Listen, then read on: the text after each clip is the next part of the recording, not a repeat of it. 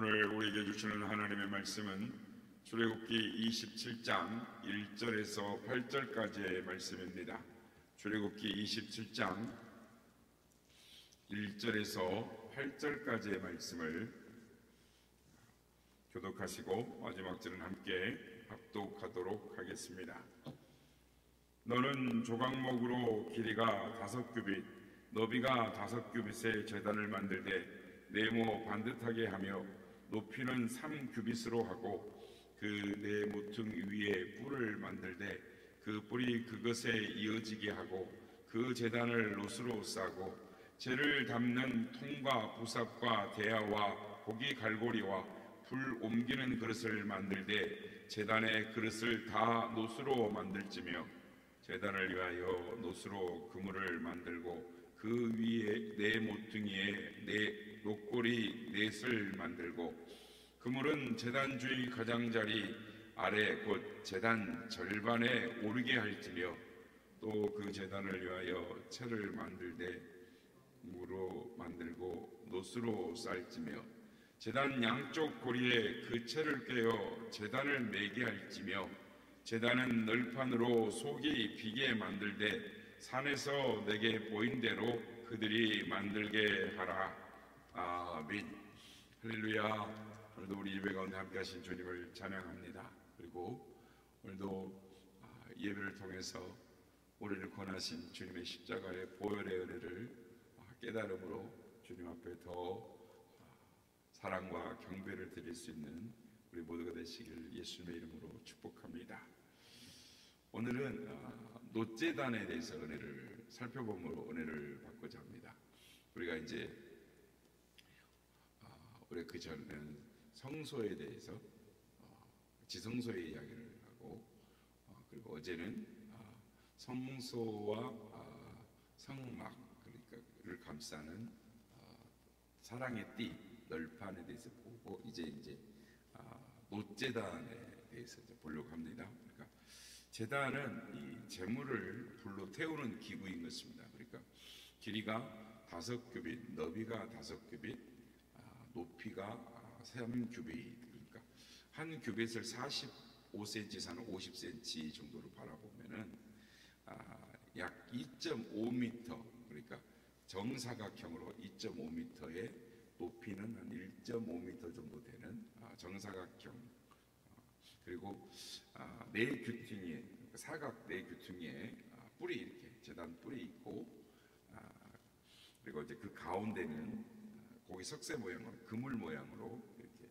불이 올라와서 이 제물을 태울 수 있도록 이렇게 만들어져 있습니다. 그래서 이동식으로 되어져 있는데 그래서 네 고리를 꿰어서 이동할 수 있도록 되어 있고 성막의 널판지처럼 그 가운데는 조각목이고 그 가에는 놋으로 입혀 만들었습니다. 그리고 재를 담는 이 통과 부삽과 대야와 고기 갈고리와 불을 옮겨 담는 제단의 그릇 모든 기구를 다 놋으로 만들게 하셨습니다. 그러니까 이 모든 것은 이 산에서 보인 대로 만들어진 것입니다. 그러니까 모세가 산에서 본 것은 하나님께서 이렇게 성소에서 들을 수 있는 설계도를 이렇게 다 보여주신 것이죠. 그렇다고 그래서 하늘에 성소가 있다, 그러니까 하늘에도 놋제단이 있다라는 이야기는 아닙니다. 그러니까 하늘 성소, 히브리서도 나옵니다만은 하늘의 성소란 말은 즉 하늘 성소의 대제사장으로 예수님이 들어가십니다. 그래서 성막의 모든 이 기구, 지금 모형들과 기구들이 다 예수님이 누구신가? 다 예수 그리스도를 증거하는 것들입니다. 그러니까 성막과 지성소를 만들게 하고 그 안에 기구들이 배치가 되죠. 그러니까 떡상부터 시작해서 이 등잔대, 또 향, 이런 모든 것들이 다 예수 그리스도의 사역을 보여주기 위한 것이고, 그래서 성경은 예수 그리스도에 대하여 증거하는 것입니다. 그래서 성경은 예수 그리스도에 대한 것입니다. 근데 오늘 본문에 보면 놋제단이 위치하는 것은 이 성막을 이제 이렇게 들어가면 가장 먼저 눈에 탁 띄고 마주치는 것이 이 놋제단입니다. 그래서 우리가 이제 계속 본문을 묵상해 오면서 보면은 이 성소와 그러니까 지성소는 네 겹의 천막을 치죠. 수다래부터 시작해서 붉은게 물들인 암소, 양, 염소돌 이렇게 해서 네 겹으로 천막을 치고 크기는 성소와 지성소는 지성소는 5m 그리고 이제 여기 성소는 이렇게 돼서 들어가는 15m 그리고 성막 전체를 우리가 어제 살펴본 것처럼 널판지를 이렇게 세워서 막는데 직사각형 모형이라고 보시면 되겠습니다. 그러니까 가로는 25m 정도, 세로는 50m 정도. 그게 이제 성막이 되는데 이 이제 성막 안에 들어가면 뜰이 있습니다. 이 뜰에 대해서는 우리가 다음 시간에 살펴보기로 하고 이 뜰에 이제 노수로 된 제단과 노수로 만든 물두멍이 있습니다. 그런데 성막 안에 성소에 있는 기구들은 다 금으로 만들으라고 말씀을 하십니다. 그런데 성소, 그러니까 성막, 지성소와 성소 밖에 있는 기구들은 다 이 노수로 되어 있습니다. 그러니까 오늘 이 시간에는 노수로 된 제단의 기능이 무엇인지를 살펴보고자 하는 것입니다. 그러니까 먼저 노시라고 하면은 성경에서는 이 심판을 상징합니다. 그러니까 심판을 의미합니다. 그래서 신명기 28장 23절 24절 말씀에 보면 내 머리 위에 하늘은 노시 되고 내 아래의 땅은 철이 될 것이며 여호와께서 비 대신에 티끌과 모래를 내 땅에 내리시리니 그것들이 하늘에서 내 위로 내려 마침내 너를 멸하리라. 그러니까 신명기 28장은 이 복과 저주에 대한 말씀인데 그러니까 복은 순종하면 오고 저주는 불순종하면 오게 되어 있습니다. 그런데 이 많은 사람들이 이 말씀을 읽다가 간과하는 것이 있는데 1절부터 15절 보면 이 하나님의 복을 받는 데에는 이 모든 것을 다 지킬 때를 전제합니다. 그러니까 모든 것이라는 것을 간과하고 그냥 있는 거죠. 그러니까 모든 계명을 다 지켜야 복이 옵니다. 그래서 하나라도 어기면 저주가 임하는 거예요. 그러니까 야고보서 2장 10절에도 보면은 누구든지 온 율법을 지키다가 그 하나를 범하면 모든 것을 범한 자가 되나니라고 말씀합니다. 그렇습니다. 그러니까 율법의 모든 것을 다 지켜야지 한 가지라도 지키지 못하면 복은 고사하고 저주를 받는 것입니다. 그러니까 이스라엘 백성들이 그렇다면 하나님의 율법을 다 순종했을까요? 순종하지 못했습니다. 우리가 잘 아는 것처럼 모세 오경에는 이 하라와 하지 말라라는 이 말씀이 총 613개다라고 말씀합니다. 그러니까 613개의 조항을 하나라도 어기면 저주를 당하고 심판을 받아야 하는 것입니다. 그래서 그 심판이 하늘은 놋이 되고 땅은 철이 된다라는 것은 무슨 말입니까? 비가 오지 않는다라는 뜻입니다. 그러니까 이런 심판의 역사가 엘리야 선지자 때는 3년 반, 엘리사 선지자 때는 이 7년 동안 비가 오지 않습니다. 그리고 이제 그 나머지 그럼 다른 기간은 비가 왔는데 그러면은 여호와의 계명을 다 순종했기 때문에 비가 왔느냐? 그렇지 않습니다. 늘 죄를 지었지만 죄에 대한 속죄의 길이 있었습니다. 그런데 엘리야와 엘리사 시대 때는 이스라엘의 우상 숭배가 만연했기 때문에 가득했기 때문에 성전에서 바른 제사가 드려지지 않았습니다. 그러니까 속죄의 제사가 드려지지 않았다는 것입니다. 그런데 엘리야 선지자가 갈멜산에서 온전한 제단을 쌓고 하나님 앞에 온전한 속죄 제사가 드려질 때 비가 오는 것을 보게 됩니다. 그러니까 이사야서 48장 4절에 보면 내가 알거니와 너는 완고하며 그러니까 하나님께서 말씀하시는데 내가 알거니와 너는 완고하며 내 목은 쇠에 힘줄이고 내 이마는 노시라. 사람의 목에 힘줄이 쇠로 되어 있고 너의 이마, 그 이마박은 노시다. 하나님 이렇게 말씀합니다. 이게 무슨 말입니까? 니는 철면피다. 이스라엘이 얼마나 하나님 앞에 불순종했으면 그런 말씀을 했겠습니까? 이런 인생을 심판하시는 심판주 되시는 주님의 모습은 어떤 모습입니까? 요한계시록 1장 15절에 보면 심판하시는 예수님의 모습이 보이는데 그 발은 풀무불에 단련한 빛난 주석 같고 그의 음성은 많은 물소리와 같으며 라고 말합니다. 그러니까 예수님 심판주의 모습이 풀무불에 단련을 했는데 그 빛나는 주석과 같이 예수님의 발이 보이는 겁니다. 그러니까 다른 번역서에는 예수님의 발을 노쇠로 이렇게 표현을 합니다. 그러니까 여기서는 이 금속이 뭐다, 주석이다, 노시다라는 걸 의미하는 것이 아니라 노시나 주석은 성경에서는 심판을 상징하는 의미로서 나와 있는 것입니다. 그러므로 오늘 본문에 노스로 된 제단이다라는 말은 심판이 집행되는 것이다. 그러니까 그래서 이 노스로 된 제단을 다른 말로 뭐라고 합니까? 번제단이다라고 합니다. 재물을 불로 태우는 것.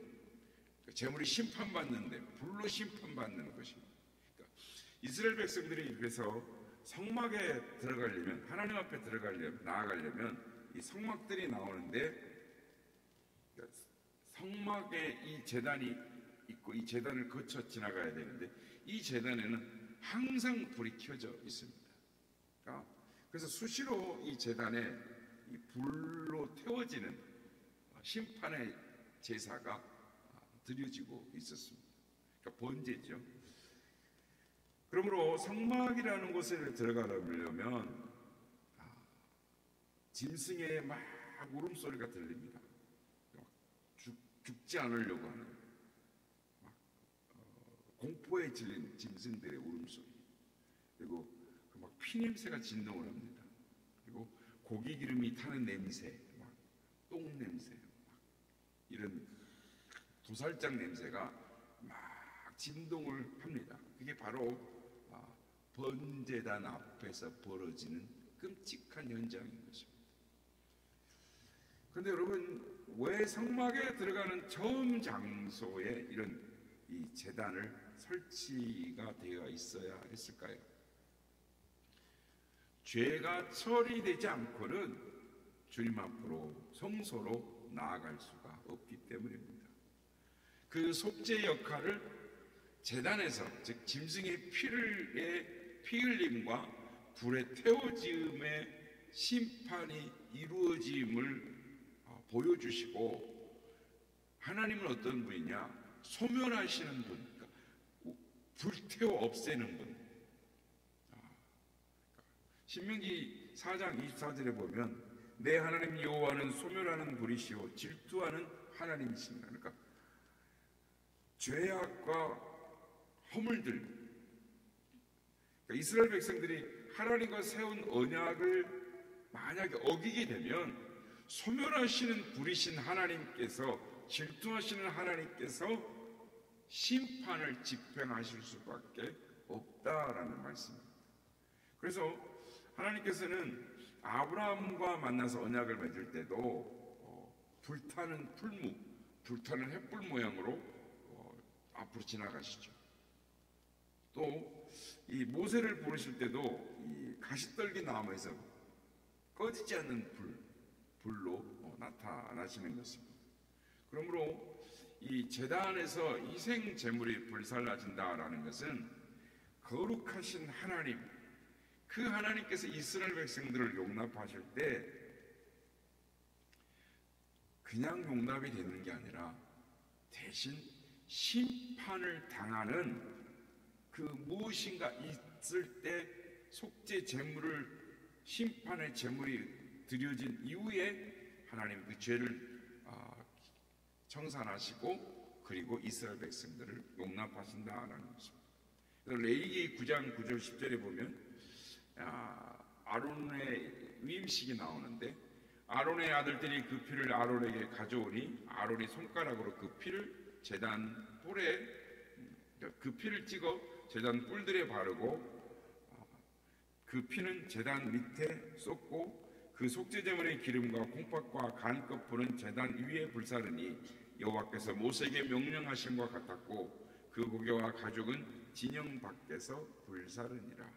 그러니까 성막이 완성되고 나서 아론이 성막에서 첫 제사를 드리는데 먼저 속죄제를 드립니다. 첫 제사입니다. 근데 속죄제를 드리는데 그 피를 제단 뿔에 바르는 것입니다. 그리고 나머지 피는 이 제단 밑에 쏟고 그리고 기름과 콩팥과 간 거풀은 제단에서 다 불살라 버립니다. 그리고 고기와 가죽은 진영 밖으로 나가서 불살르는 것입니다. 이것이 첫 번째 드려졌던 속죄제 제사입니다. 그러니까 이 속죄 과정을 마치고 난 다음에서야 비로소 화목제가 드려집니다. 그러니까 레위기 19장 24절을 보면 불이 여호와 앞에서 나와, 그러니까 속죄제를 드리는데 불이 여호와 앞에서 나와 제단 위에 번제와 기름을 사른지라 온 백성이 이를 보고 소리 지르며 엎드렸더라. 그러니까 불이 하늘에서 내려왔다. 그러니까 이스라엘 백성들이 드린 것이 아니라 불을 붙여서 이렇게 제물을 태운 것이 아니라 첫 속죄제를 드리는데 하늘에서 불이 확 내려와가지고 그 제물을 다 태웠다는 거죠. 그러니까 백성들이 그 모습을 보고 두려워가지고 엎드려서 벌벌벌 떨었다는 것이죠. 그렇습니다. 우리가 이 노제단에서 드려지는 이 번제 그 장면을 우리가 볼 수는 없지만 그러나 성경을 통해서 우리가 그림을 그려볼 수는 있는 것입니다. 제단 뿔에 피가 발려져 있기 때문에 제단 뿔을 잡으면 용서가 됩니다. 그러나 고의로 사일을 자는 제단 뿔을 잡아도 용서가 되지 않습니다. 그러니까 출애굽기 2장 14절에 이런 말씀이 있습니다. 사람이 그의 이웃을 고의로 죽였으면 너는 그를 내 제단에서라도 잡아내려 죽일지니라.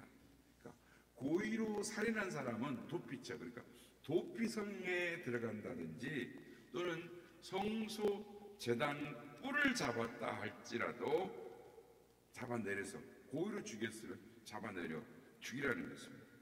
그러니까 이런 모습을 이스라엘 역사 속에서 봅니다. 그러니까 열왕기상 1장 50절에서 51절에 보면 아도니아가 솔로몬을 두려워하여 일어나 가서 제단 뿔을 잡으니라. 어떤 사람이 솔로몬에게 말하여 이르되 아도니아가 솔로몬 왕을 두려워하여 지금 제단 뿔을 잡고 말하기를 솔로몬 왕이 오늘 칼로 자기 종을 죽이지 않겠다고 내게 맹세하기를 원한다 하니라. 다윗이 이제 늙었는데도 왕의 후사를 정하지 않으니까, 그러니까 대권자 후권을 왕을 선정하지 않으니까 아도니아가 스스로 자기를 높여가지고 왕이 되려고 합니다. 그래서 막 아도니아 왕 만세 하고 있는데 다윗왕이 솔로몬을 기원 제단으로 가서 왕을 세웁니다. 그러니까 순식간에 그냥 아도니아가 반역자가 되어버리는 것이죠. 그래서 이 반역자는 죽어야 되는 겁니다. 그러니까 성전에 들어가가지고 성소에 들어가가지고 제단 뿔을 잡고 살려달라는 것입니다. 그러니까 제단 뿔을 잡으면 용서가 상징되는 거예요. 그래서 솔로몬이 그걸 살려줍니다. 그러니까 제단 뿔을 잡으면 용서가 됩니다. 그런데 고의로 살인한 자는 제단 뿔에서 끌어내려 죽이라고 말씀하신 것처럼 이 출애굽기 이 말씀이 해당되는 사람이 요압 장군입니다. 그러니까 열왕기상 2장 28절에 35절의 내용을 보면 요압이 이제 아도니아와 함께 이 반역의 군대 장면으로 참여를 합니다. 그런데 아도니아는 가서 이제 솔로몬이 왕이 되니까 반역자가 돼버려서 제단뿔을 잡고 용서를 구합니다. 용서해 줬다 그러니까 요압 역시 그 제단에 가서 뿔을 잡고 자기도 용서해 달라는 겁니다. 그런데 솔로몬이 그를 끌어내려 죽였다라고 말을 합니다. 그 이유는 이 반역에 참여했다라는 이유가 아니라 까닭 없이 피 흘려 사람의 피를 죽인 까닭입니다. 그러니까 북이스라엘 군대 장관 아브네를 죽이죠. 자기 동생 아사를 죽였다라고 하는 그 복수하기 위해서. 그다음에 유대의 군사령관 이 아마사도 자기하고 이렇게 대적이 될 것 같으니까, 경쟁하는 사람 될 것 같으니까 친한 척하면서 가서 칼로 찔러서 죽이는. 그래서 이 제단 뿔에서 잡았더라도 잡아내려 죽임을 당하는 것이 요압입니다. 그래서 우리가 오늘 말씀을 묵상하면서 우리가 십자가의 용서, 그 이야기를 우리 많은 사람들이 하지만 정작 이 자신이 정말 놋 제단에서 불로 태워지는 심판을 받아야 하는 대상자라는 것을 모르는 사람들이 참 많은 것 같아요. 그러니까 예수를 믿었는데 십자가의 사랑, 십자가의 희생의 대가가 무엇인지 그를 모르는 사람들이 많은 것입니다. 그러니까 마치 요압과 같은 모습을 하면서 살아가는 사람들이 있습니다. 그러니까 자신은 고의로 살인을 두 사람이 내놓고 가서 단지 무엇을 믿는 것입니까? 제단 뿔만 잡으면 살 줄로 알고 믿는 것입니다. 이것은 마치 예를 들면은 감옥에 있는 지수가 예수님을 믿으면 모든 죄가 용서된다는 것을 아는 거예요. 그래서 예수님을 믿었습니다. 그런데 무기징역을 받고 있는 중에 자기가 심심하니까, 아니 자기의 심기를 불편하게 하니까 예수를 믿었고 감옥에 무기수인데 사람을 죽여버리는 거예요. 나는 뭐 사람 죽여도 천국 가니까. 이렇게 하는 거는 하나님의 용서가 뭔지를 모를 뿐만 아니라 하나님의 용서를 악용하는 것이죠. 이런 사람은 정말로 이 자신이 놋제단에서 심판의 불로 태워져야 하는 그런 사람이라는 것을 모르고 사는 사람인 것이죠. 그런 행위를 하는 것입니다. 정말로 자신이 받아야 할 심판을, 그 심판을 예수님이 대신 받으시고 치르셨다는 사실을 성령을 통해서 알게 된 사람이라면 자신의 죄가 매일매일 삶 속에서 터져 나오는 것을 보면서 탄식하게 되고 그 주님의 십자가를 바라볼 수밖에 없게 되는 것입니다. 그래서 죄가 더한 곳에 은혜가 넘쳤다라는 말을 사도 바울이 말을 하니까 사람들이 뭐라고 말합니까? 그러면 은혜를 더하게 하려고 죄를 지으면 되겠네 라고 말을 합니다. 이런 사람은 성령이 임하지 않은 유대주의 사람들인 것이죠. 여러분, 오늘 놋제단에서 드려지는 이 제사는 주님의 십자가의 대속의 사건을 예표하는 상징적인 행위입니다.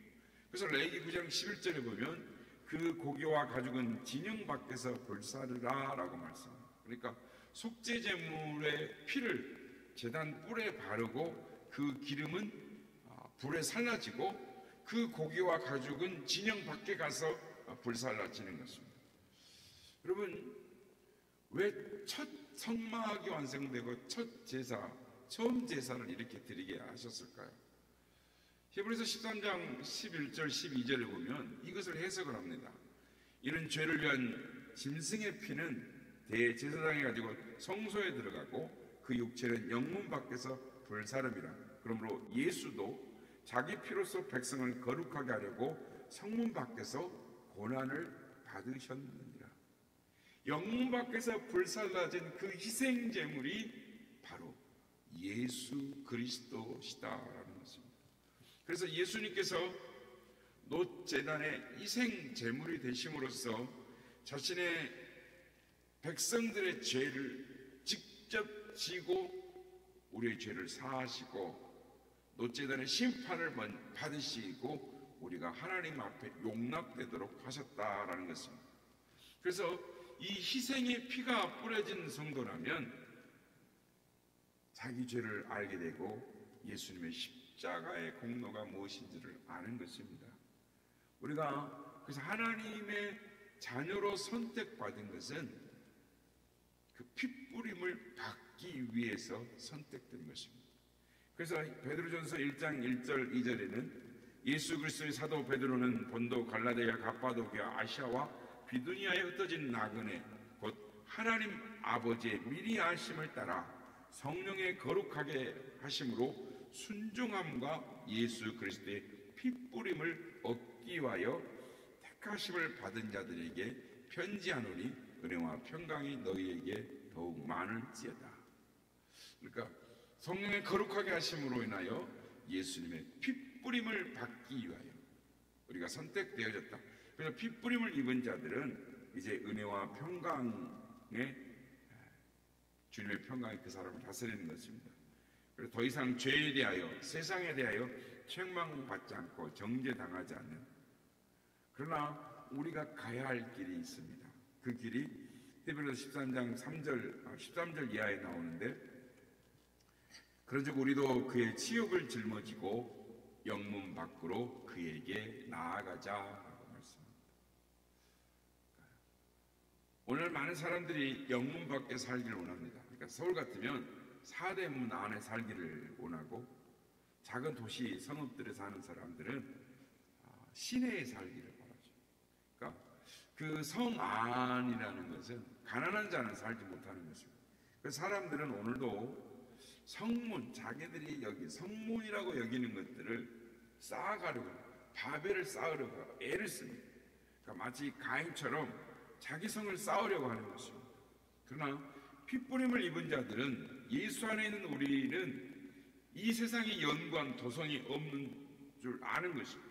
장차 올 도성을 찾는 사람들, 영원한 나라를 소망하고 천국 본향을 향하여 나아가는 사람들인 것입니다. 바라기는 주님의 핏뿌림을, 피의 공로를 입은 자로서 영원한 도성 하나님 나라에 이를 때까지 서로를 격려하고 선행과 나눔으로 기도의 삶을 살아가는 우리가 되어야 하겠습니다. 바라기는 주님의 피 공로를 증거하며 주의 영광을 위해 살아가는 우리 모두가 되시기를 예수님의 이름으로 축복합니다. 죄에서 자유를 얻게 하는 고요한 것, 지혜의 연 시험을 이기고 승리하니 참 놀라운 능력이라. 주의 과연 능력이 크다. 주의 피 믿으라. 주의 과연 구원 양에 매우 귀중한 피로다. 육체의 저력을 예배하는 보혈의 영, 주의 보혈 정결한 마음을 얻게 하니 참 놀라운 능력이라. 주의 보혈 능력이 크다. 주의 피 믿으라. 주의 보혈 귀한 양에 매우 귀중한 피로다. 눈보다 더 이게 날지로 보혈의 영, 주의 보혈 부정한 모든 것 밝히시니 참 놀라운 능력이라. 주의 보혈 능력이 크다. 주의 피 믿으라. 주의 보혈 구원 양에 매우 귀중한 피로다. 주의 복음을 전할 때는 보혈의 영, 주의 보혈 날마다 나에게 찬송 주니 참 놀라운 능력이라. 주의 보혈 능력이 크다. 주의 피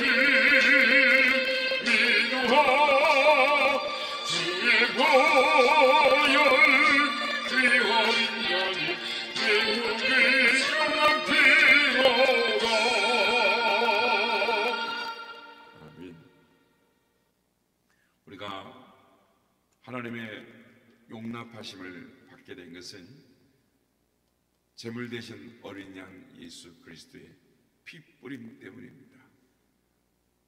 주님의 십자가의 보혈의 그 공로로 인하여 우리가 구속 죄 사함의 은총을 입고 하나님 앞에 나아갈 수 있게 되었습니다. 오늘도 우리가 받아야 할 진노와 형벌을, 심판을 예수님께서 치루어 주시고 우리를 하나님의 자녀 삼아 주심을 기억하고 주님 앞에 날마다 찬송과 경배로 그리고 주의 십자가의 보혈을 증거하는 삶을 살아가는 우리가 되게 하옵소서. 이렇게 기도하기 원합니다.